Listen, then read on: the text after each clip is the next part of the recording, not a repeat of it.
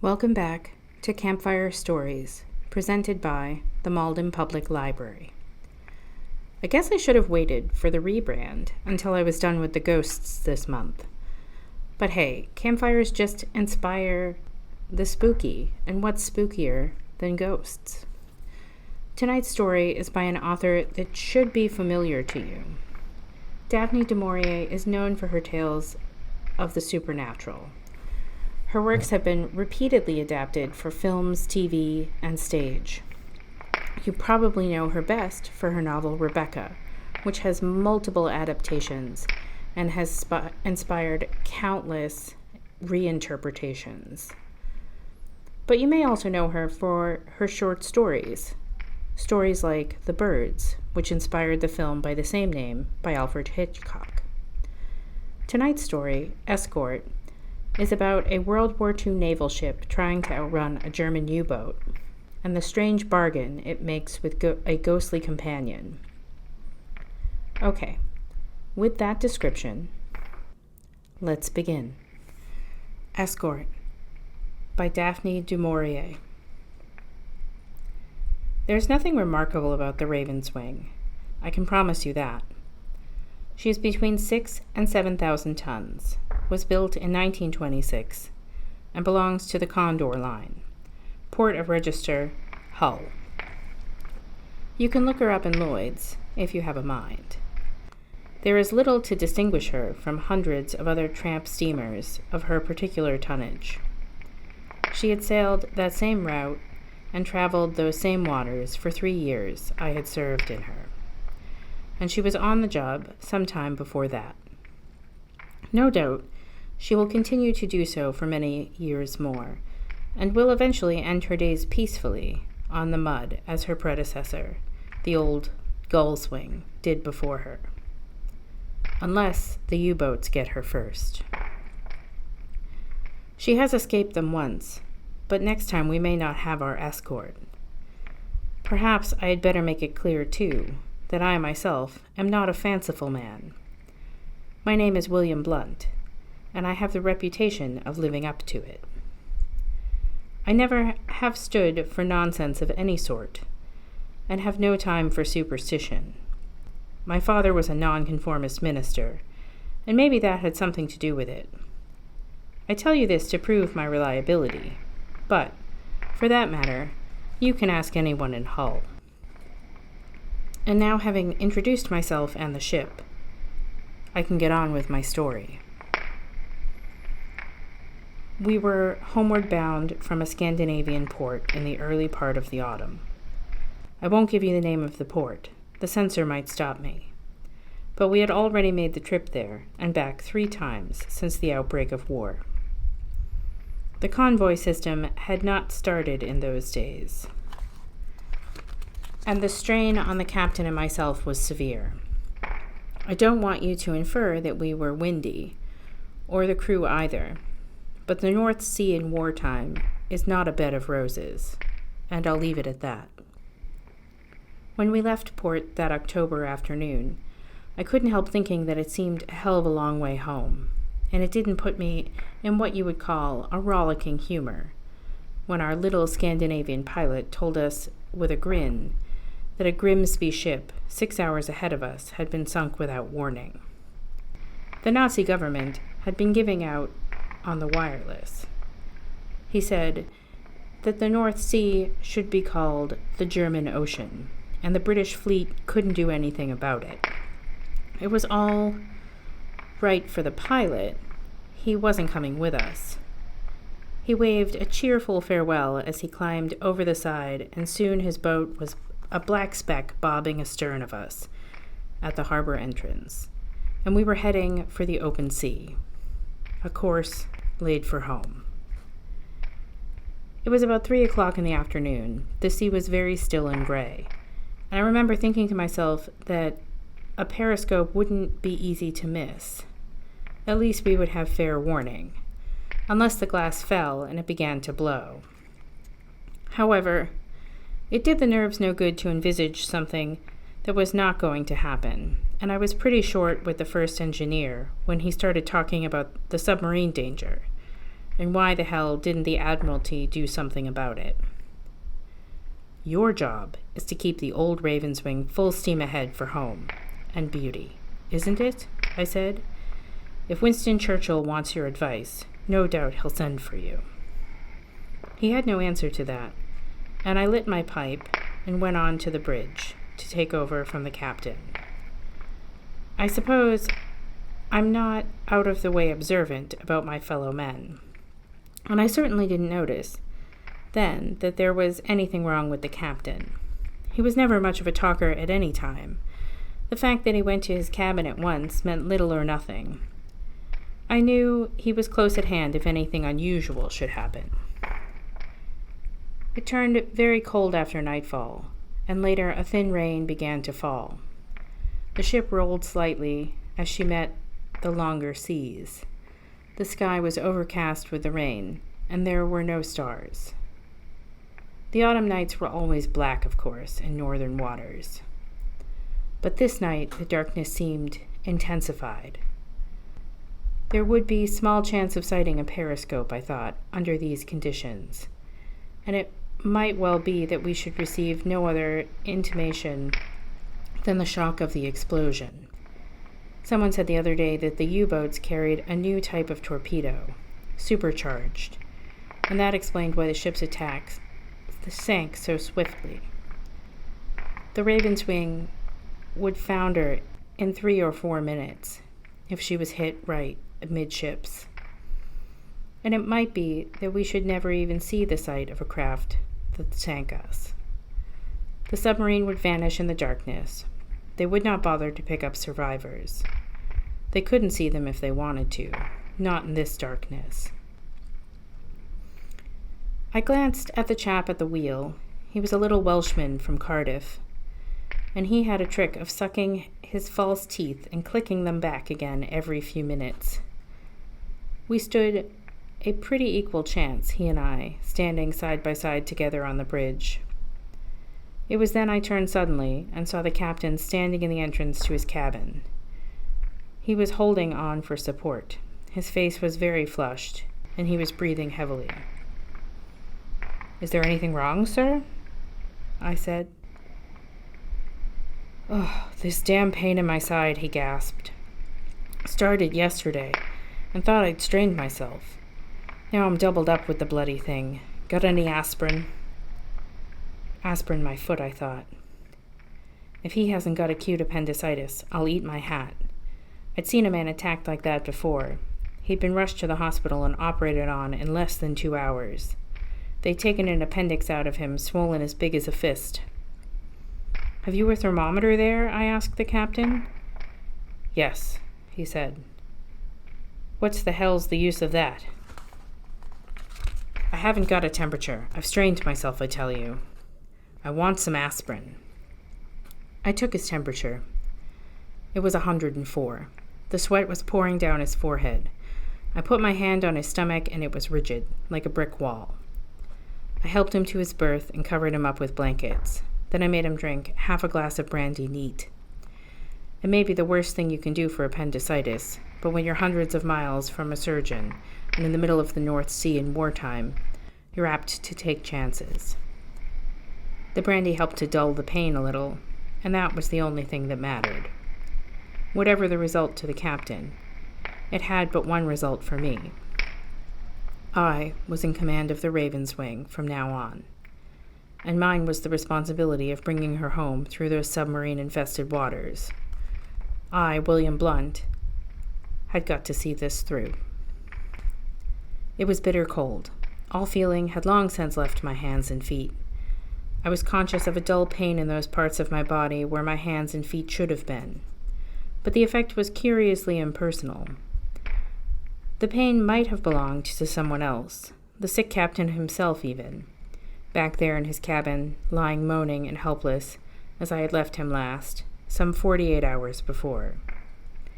He was not my charge. I could do nothing for him. The steward nursed him with brandy and aspirin, and I remember feeling surprised, in a detached sort of way, that he didn't die. "You ought to get some sleep. You can't carry on like this. Why don't you get some sleep?" Sleep. That was the trouble. What was I doing at that moment but rocking on my 2 feet on the borderline of oblivion, with the ship in my charge, and this voice in my left ear, the sound that brought me to my senses? It was Carter, the second mate. His face looked pinched and anxious. "Supposing you get knocked up," he said.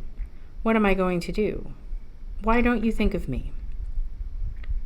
I told him to go to hell and stamped down the bridge to bring the life back to my numbed feet and to disguise the fact from Carter that sleep had nearly been victorious. "What else do you think has kept me on the bridge for 48 hours but the thought of you?" I said.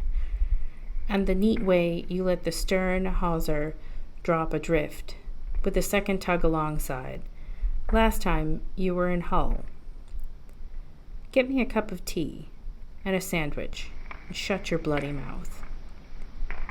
My words must have relieved him, for he grinned back at me and shot down the ladder like a jack-in-the-box. I held on to the bridge and stared ahead, sweeping the horizon for what seemed like the 100,000th time, and seeing always the same blank face of the sea, slate gray and still. There were low-banked clouds to the westward. Whether mist or rain, I could not tell. But they had gathered slowly, without wind, and the glass held steady, while there was a certain smell about the air, warning of fog. I swallowed my cup of tea and made short work of a sandwich, and I was feeling in my pocket for my pipe and a box of matches, when the thing happened for which I suppose I had consciously been training myself since the captain went sick some 48 hours before. "Object to port, 3/4 of a mile, to a mile distant. Looks like a periscope." The words came from the lookout on the forecastle, and so flashed back to the watch on deck. As I snatched my glasses, I caught a glimpse of the faces of the men lining the ship's side. Curiously uniformed they were, half eager, half defiant. Yes, there she was, no doubt now. A thin gray line, like a needle, away there now on our port bow, leaving a narrow wake behind her, like a jagged ripple. Once again, I was aware of Carter beside me, tense, expectant, and I noticed that his hands trembled slightly as he lifted the glasses in his turn. I gave the necessary alteration to our course and took up my glasses once again. Now the periscope was right ahead, and for a few minutes or so, the thin line continued on its way as though indifferent to our maneuver. Then, as I had feared, the submarine altered course, even as we had done, and the periscope bore down upon us, this time to starboard. "She's seen us," said Carter. "Yes," I said. And he looked up at me, his brown eyes troubled like a spaniel puppy's. We altered course again and increased our speed, this time bringing our stern to the thin, gray needle, so that for a moment it seemed as though the gap between us would be widened, and she would pass behind us. But swift and relentless, she bore up again on our quarter. And little Carter began to swear, fluently and passionately. The futility of words a sop to his fear. I sympathized, seeing in a flash, as the proverbial drowning man is said to do, an episode in my own childhood when my father lectured me for lying. And even as I remembered this picture of a long-forgotten past, I spoke down the mouth tube to the engine room once more, and ordered yet another alteration to our speed. The watch below had now all hurried and joined those on deck. They lined the side of the ship as though hypnotized by the unwavering gray line that crept closer, ever closer.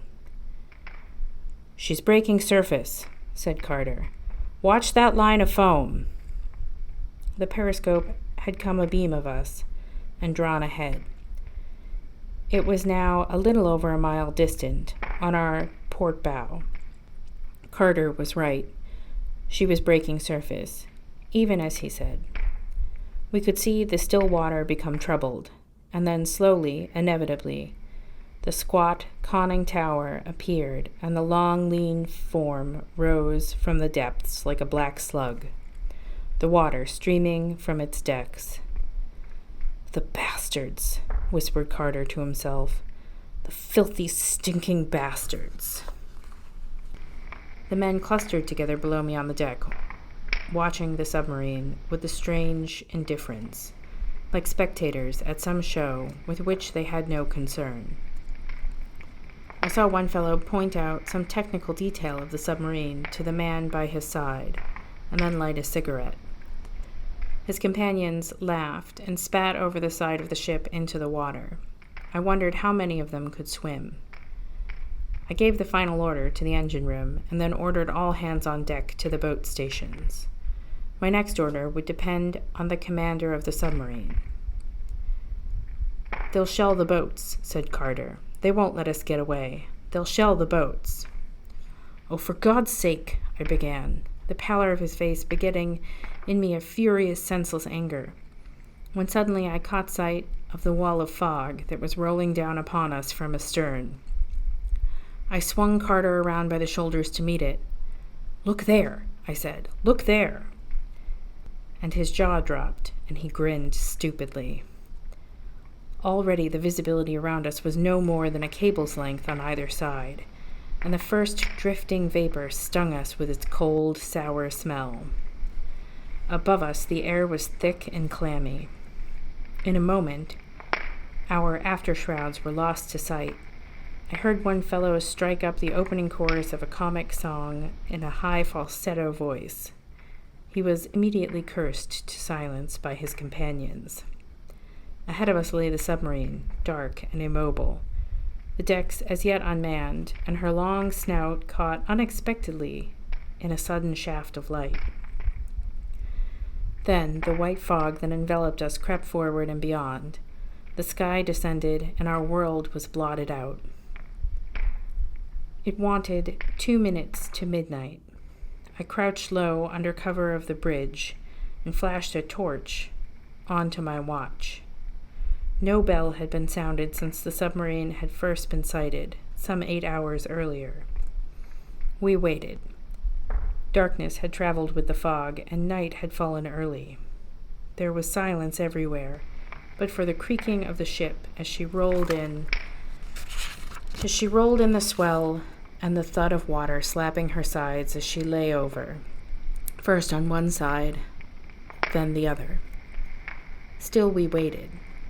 The cold was no longer so intense as it had been. There was a moist, clammy feeling in the air. The men talked in hushed whispers beneath the bridge. We went on waiting. Once I entered the cabin, where the captain lay sick, and flashed my torch onto him. His face was flushed and puffy. His breathing was heavy and slow. He was sleeping fitfully, moaning now and again, and once he opened his eyes, but he did not recognize me. I went back to the bridge. The fog had lifted slightly, and I could see our forward shrouds and forecastle head. I went down onto the deck and leant over the ship's side. The tide was running strongly to the south. It had turned 3 hours before, and for the 4th time that evening I began to calculate our drift. I was turning to the ladder to climb to the bridge once more when I heard footsteps running along the deck, and a man cannoned into me. "Fog's lifting astern," he said breathlessly, "and there's something coming up on our starboard quarter." I ran back along the deck with him. A group of men were clustered at the ship's side, talking eagerly. "It's a ship all right, sir," said one. "Looks like a Finnish bark. I can see her canvas." I peered into the darkness with them. Yes, there she was, about 100 yards distant, and bearing down upon us. A great 3-masted vessel, with a cloud of canvas aloft. It was too late in the year for grain ships. What the hell was she doing in these waters in wartime? Unless she was carrying timber. Had she seen us, though? That was the point. Here we were, without lights, skulking in the trough of the sea because of that damned submarine, and now risking almost certain collision with some old timber ship. If only I could be certain that the tide and fog had put up a number of miles between us and the enemy. She was coming up fast, the old-timer. God knows where she found her wind. There was none on my left cheek that would blow out a candle. If she passed us at this rate, there would be 50 yards to spare, no more. And with that hell ship waiting yonder in the darkness, somewhere the Finn would go straight to Kingdom Come. All right, I said. She's seen us. She's bearing away. I could only make out her outline in the darkness as she traveled past a beam. A great, high-sided vessel she was, in ballast, probably, or there would never have been so much of her out of the water. I'd forgotten they had such bulky afterdecks. Her spars were not the clean things I remembered either. These were a mass of rigging, and the yards had extraordinary length, necessary, no doubt, for all that bunch of canvas. She's not going to pass us, somebody said, and I heard the blocks rattle and jump, and the rigging slat, as the great yards swung over. And was that faint high note, curious and immeasurably distant, the pipe of a boatswain's whistle? But the fog vapor was drifting down on us again, and the ship was hidden. We strained our eyes in the darkness, seeing nothing. And I was about to turn back to the bridge again when a thin call came across the water. "Are you in distress?" came the hail. Whether her nationality was Finnish or not, at least her officer spoke good English, even if his phrasing was a little unusual. I was wary, though, and I did not answer. There was a pause, and then the voice traveled across to us once more. "What ship are you? And where are you bound?" And then, before I could stop him, one of our fellows bellowed out, "There's an enemy submarine come to the surface about a half a mile ahead of us." Someone smothered the idiot, a minute too late, and for better or worse, our flag had been admitted. He waited. None of us moved a finger. All was silent. Presently we heard a splash of oars and the low murmur of voices. They were sending a boat across to us from the bark. There was something furtive and strange about the whole business. I was suspicious, and I didn't like it. I felt for the hard butt of my revolver and was reassured. The sound of oars drew nearer. A low, long boat, like a West Country gig, drew out of the shadows, manned by half a dozen men. There was a fellow with a lantern in the bows. Someone, an officer I presumed, stood up in the stern. It was too dark to see his face. The boat pulled up beneath us, and the men rested on their oars. "Captain's compliments, gentlemen. And do you desire an escort?" inquired the officer. "What the hell?" began one of our men, but I cursed him to be quiet. I leaned over the side, shading my eyes from the light of the boat's lantern. "Who are you?" I said. "Lieutenant Arthur Mildmay, at your service, sir," replied the voice. There was nothing foreign in his intonation. I could swear to that. But again I was struck by his phraseology. No snotty in the Navy ever talked like this. The Admiralty might have bought up a Finnish bark, of course, and armed her, as von Luckner did in the last war. But the idea seemed unlikely. "Are you camouflaged?" I asked. "I beg your pardon," he replied in some surprise. Then his English was not so fluent as I thought. Once again I felt for my revolver. "You're not trying to make a fool of me by any chance, are you?" I said sarcastically. "Not in the least," replied the voice. "I repeat, the captain sends his compliments. And as you gave him to understand we are in the immediate vicinity of the enemy, he desires me to offer you his protection. Our orders are to escort any merchant ships we find to a port of safety." "And who issued those orders?" I said. His Majesty King George, of course, replied the voice. It was then, I think, that I felt for the first time a curious chill of fear. I remember swallowing hard. My throat felt dry, and I could not answer at once. I looked at the men around me, and they wore, one and all, a silly, dumb, unbelieving expression. "He says the king sent him," said the fellow beside me, and then his voice trailed away uncertainly, and he fell silent. I heard Carter tap me on the shoulder. "Send them away," he whispered. "There's something wrong. It's a trap." The man kneeling in the bows of the gig flashed his lantern in my face, blinding me. The young lieutenant stepped across the thwarts and took the lantern from him.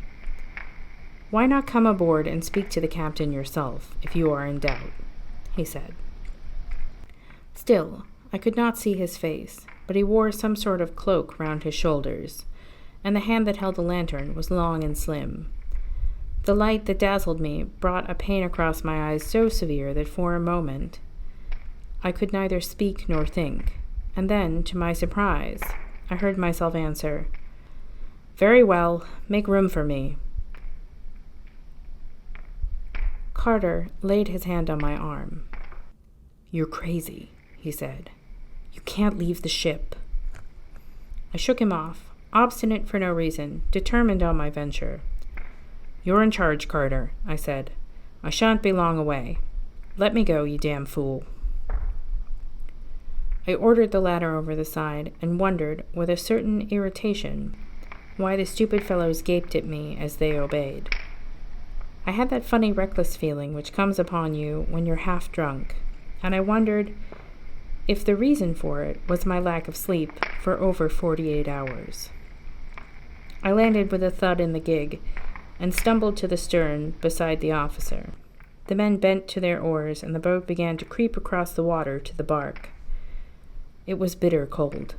The clammy mugginess was gone. I turned up the collar of my coat and tried to catch a closer glimpse of my companions, but it was black as pitch in the boat, and his features were completely hidden from me. I felt the seat under me with my hand. It was like ice, freezing to the touch, and I plunged my hands deep in my pockets. The cold seemed to penetrate my greatcoat and find my flesh.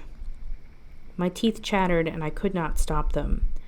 The chap in front of me, bending to his oar, was a great burly brute, with shoulders like an ox. His sleeves were rolled up above the elbows. His arms were bare. He was whistling softly between his teeth. "You don't feel the cold, then?" I asked. He did not answer, and I leant forward and looked into his face.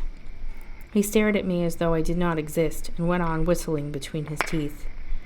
His eyes were deep-set, sunken in his head. His cheekbones were very prominent and high. He wore a queer stovepipe of a hat, shiny and black. "Look here," I said, tapping him on the knee. "I'm not here to be fooled, I can tell you that." And then the lieutenant, as he styled himself, stood up beside me in the stern. "Ship ahoy!" he called, with his two hands to his mouth, and looking up, I saw we were already beneath the bark, her great sides towering above us. A lantern appeared on the bulwark by the ladder, and again my eyes were dazzled by the sickly yellow light. The lieutenant swung onto the ladder, and I followed him, hand over fist, breathing hard, for the bitter cold caught me and seemed to strike right down into my throat. I paused when I reached the deck, with a stitch in my side like a kicking horse, and in the queer half-light that came from the flickering lanterns, I saw that this was no finished bark with a load of timber, no grain ship and ballast, but a raider bristling with guns. Her decks were cleared for action, and men there were ready at their stations. There was much activity and shouting, and a voice from forward called out orders in a thin, high voice. There seemed to be a haze of smoke thick in the air, and a heavy sour stench, and with it all the cold, dank chill I could not explain. "What is it?" I called. "What's the game?" No one answered. figures brushing past me, shouting and laughing at one another. A lad of about 13 ran by with a short blue jacket and long white trousers, while close beside me, crouching by his gun, was a great bearded fellow, like my oarsman of the gig, with a striped stocking cap on his head. Once again, above the hum and confusion, I heard the thin, shrill piping of the boatswain's whistle, and turning, I saw a crowd of jostling men running barefooted to the aft deck. I caught the gleam of steel in their hands. "The captain will see you if you come aft," said the lieutenant. I followed him, angry and bewildered. Carter was right. I had been fooled, and yet I stumbled in the wake of the lieutenant. I heard English voices shouting on the deck, and funny, unfamiliar English oaths. We pushed through the door of the afterdeck, and the musty, rank smell became sourer and more intense. It was darker still. Blinking, I found myself at the entrance of a large cabin, lit only by flickering lantern light. And in the center of the cabin was a long table, and a man was sitting there in a funny, high-backed chair. 3 or 4 other men stood behind him, but the lantern light shone on his face alone. He was very thin, very pale, and his hair was ashen gray. I saw by the patch he wore that he had lost the sight of one eye. But the other eye looked through me in the cold, abstracted way of someone who would get his business done and has little time to spare. "Your name, my man?" he said, tapping with his hand upon the table before him. "William Blunt, sir," I said, and I found myself standing to attention with my cap in my hands, my throat as dry as a bone, and that same funny chill of fear in my heart. "You report there is an enemy vessel close at hand, I understand." "Yes, sir," I said. "A submarine came to the surface about a mile distant from us some hours ago. She had been following us for half an hour before she broke surface. Luckily, the fog came down and hid us. That was about 4:30 in the afternoon. Since then, we have not attempted to steam, but have drifted without lights." He listened to me in silence. The figures behind him did not move. There was something sinister in their immobility, and his, as though my words meant nothing to them, as though they did not believe me or did not understand. "I shall be glad to offer you my assistance, Mr. Blunt," he said at last.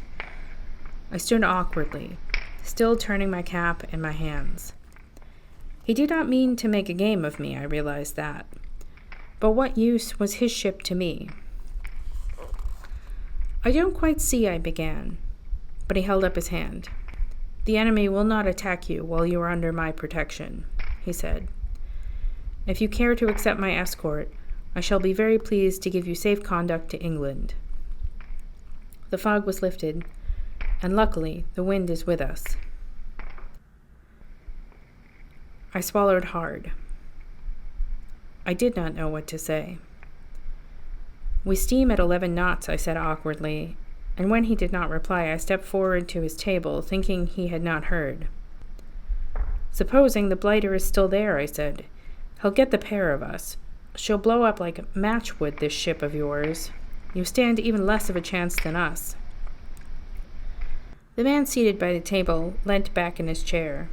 I saw him smile. "I've never run from a Frenchman yet," he said. Once again, I heard the boatswain's whistle and the patter of bare feet overhead upon the deck. The lantern swayed in the current of air from the swinging door. The cabin seemed very musty, very dark. I felt faint and queer. Something like a sob rose in my throat, which I could not control. "I'd like your escort," I stammered. Even as I spoke, he rose in his chair and leant towards me. I saw the faded blue of his coat and the ribbon across it. I saw his pale face very close, and the one blue eye. I saw him smile, and I felt the strength of the hand that held mine and saved me from falling. They must have carried me to the boat and down the ladder, for when I opened my eyes again, the queer, dull ache at the back of my head, I was at the foot of my own gangway, and my own chaps were hauling me aboard. I could just hear the splash of oars as the gig pulled away back to the bark. "Thank God you're back," said Carter. "What the devil did they do to you? You're as white as chalk. Were they Finns? Or Balk?" "Neither," I said curtly. "They're English, like ourselves. I saw the captain. I've accepted his escort home." "Have you gone raving mad?" said Carter. I did not answer. I went to the bridge and gave orders for steaming. Yes, the fog was lifting, and above my head I could see the first pale glimmer of a star. I listened, well content to the familiar noises of the ship as we got under way again. The throb of the screw, the thrash of the propeller. The relief was tremendous. No more silence, no more inactivity. The strain was broken, and the men were themselves again. Cheerful, cracking jokes at one another. The cold had vanished, and the curious, dead fatigue that had been part of my mind and body for so long. The warmth was coming back to my hands and feet. Slowly we began to draw ahead once more, plowing our way in the swell, while to starboard of us, some 100 yards distant, came our escort, the white foam hissing from her bows, her cloud of canvas billowing to a wind that none of us could feel. I saw the helmsman beside me glance at her out of the tail of his eye, and when he thought I was not looking, he wet his finger and held it in the air. Then his eye met mine and fell again, and he whistled a song to show he did not care. I wondered if he thought me as mad as Carter did. Once I went in to see the captain. The steward was with him, and when I entered, he switched on the lamp above the captain's berth. "His fever's down," he said. "He's sleeping naturally at last. I don't think we're going to lose him after all." "No, I guess he'll be all right," I said. I went back to the bridge, whistling the song I had heard from the sailor in the gig. It was a jaunty, lilting tune, familiar in a rum sort of way, but I could not put a name to it. The fog had cleared entirely, and the sky was ablaze with stars. We were steaming now at our full rate of knots, but still our escort kept abeam, and sometimes, if anything, she drew just a fraction ahead. Whether the submarine was on the surface still, or whether she had dived, I neither knew nor cared, for I was full of the confidence which I had lacked before, and which, after a while, seemed to possess the helmsman in his turn, so that he grinned at me, jerking his head at our escort, and said, "There don't seem to be no flies on Nancy, do there?" and fell, as I did, to whistling that nameless jaunty tune. Our Carter remained aloof. His fear had given way to sulky silence, and at last, sick of the sight of his moody face staring through the chart-room window, I ordered him below, and was aware of a new sense of freedom and relief when he had gone. So the night wore on, and we, plunging and rolling in the wake of our escort, never saw a sight of periscope or lean gray hull again. At last the sky lightened to the eastward, and low down on the horizon appeared the streaky pallid dawn. 5 bells struck, and away ahead of us, faint as a whisper, came the answering pipe of a boatswain's whistle. I think I was the only one that heard it. Then I heard the weak, tired voice of the captain calling from his cabin. I went to see him at once. He was propped up against his pillows, and I could tell from his face he was as weak as a rat, but his temperature was normal, even as the steward had said. "Where are we, Blunt? And what's happened?" "Well, we'll be safely berthed before the people ashore have rung for breakfast," I said. "The coast's ahead of us now." "What's the date, man?" he asked, and I told him. "We've made good time," he said. I agreed. "I shan't forget what you've done, Blunt," he said. "I'll speak to the owners about you. You'll be getting a promotion for this." "Promotion my backside," I said. "It's not me that needs thanking, but our escort, away on the starboard bow." "Escort?" he said, staring at me. What escort? Are we traveling with a bloody convoy? Then I told him the story, starting with the submarine and the fog, and so on to the coming of the bark herself and my own visit aboard her, not missing out on an account of my own nerves and jumpiness either. He listened to me, dazed and bewildered on his pillow. What's the name of your bark? He said slowly, when I had finished. I smote my hand on my knee. It may be Old Harry, for all I know. I never asked them, I said, and I began whistling the tune that the fellow had sung as he bent his oars in the gig. I can't make it out, said the captain. You know as well as I, there aren't any sailing ships left on the British register. I shrugged my shoulders. Why the hell couldn't he accept the escort as naturally as the men and I had done? Get me a drink and stop whistling that confounded jig, said the captain. I laughed and gave him a glass. What's wrong with it? I said. It's a little bolero, centuries old. What makes you whistle that? I stared back at him, and I was not laughing any longer. I don't know, I said. I don't know. He drank thirstily, watching me over the rim of his glass. Where's your precious escort now? He said. On the starboard bow, I repeated, and I went forward to the bridge again and gazed seaward, where I knew her to be. The sun, like a great red globe, was topping the horizon, and the night clouds were scudding to the west. Far ahead lay the coast of England, but our escort had gone. I turned to the fellow steering. Where did she go? I asked. Beg pardon, sir? He said. The sailing ship. What's happened to her? I repeated. The man looked puzzled, cocked his eye at me curiously.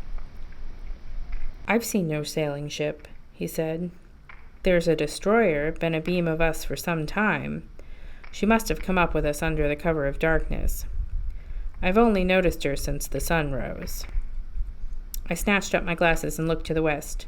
The fellow was not dreaming. There was a destroyer with us, as he had said. She plunged into the long seas, churning up the water and chucking it from her with great white wall of foam. I watched her for a few minutes in silence. Then I lowered my glasses. The fellow steering gazed straight in front of him. Now daylight had come, he seemed changed in a queer, indefinable way. He no longer whistled jauntily.